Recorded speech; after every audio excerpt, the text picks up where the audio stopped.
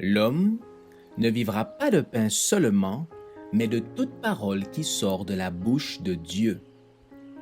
Voici votre moment de méditation quotidienne.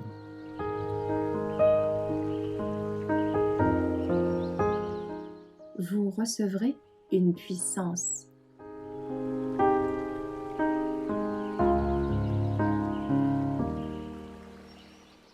Le temps est venu de se préparer. Le 30 novembre. Veillez donc et priez en tout temps, afin que vous ayez la force d'échapper à tout ce qui doit arriver, et de paraître debout devant le Fils de l'homme.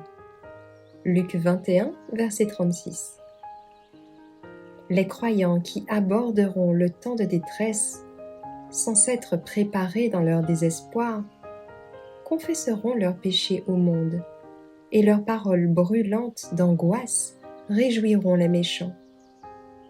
Leur cas sera sans espoir. Lorsque le Christ se lèvera pour quitter le lieu très saint, il parlera en termes décisifs, investi d'une autorité royale.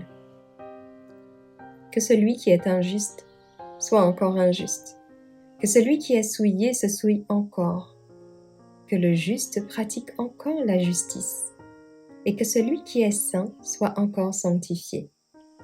Voici, je viens bientôt, et j'apporte avec moi ma rétribution pour rendre à chacun selon son œuvre. Apocalypse 22, versets 11 et 12. Ceux qui ont tardé à se préparer pour le jour de Dieu ne pourront plus le faire pendant le temps de détresse, ni plus tard. Les justes ne cesseront pas d'adresser à Dieu des cris de ferveur et d'agonie pour être délivrés.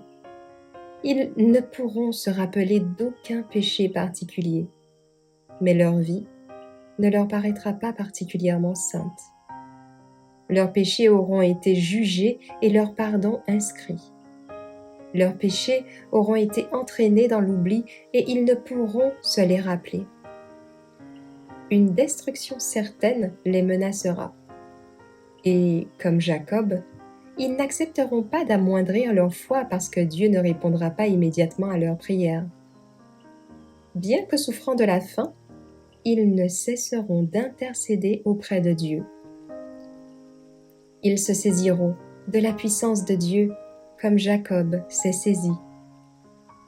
De l'ange et du fond de leur âme monteront les paroles suivantes. Je ne te laisserai point partir sans que tu me bénisses. Genèse 32, verset 27. Une telle époque de détresse et d'angoisse exigera de la part des croyants une foi ferme et sincère, capable de résister à l'attente et à la faim, et qui ne s'affaiblira pas malgré les épreuves sévères. Il sera donné à tous les hommes un temps de probation pour se préparer au jour de Dieu.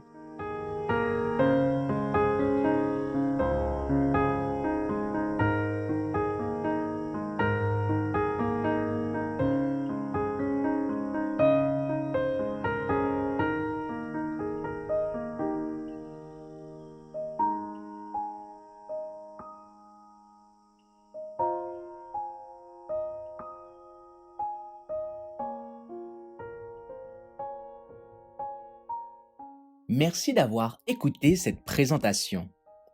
Assurez-vous de nous rejoindre demain pour votre moment de méditation quotidienne avec lereste.org.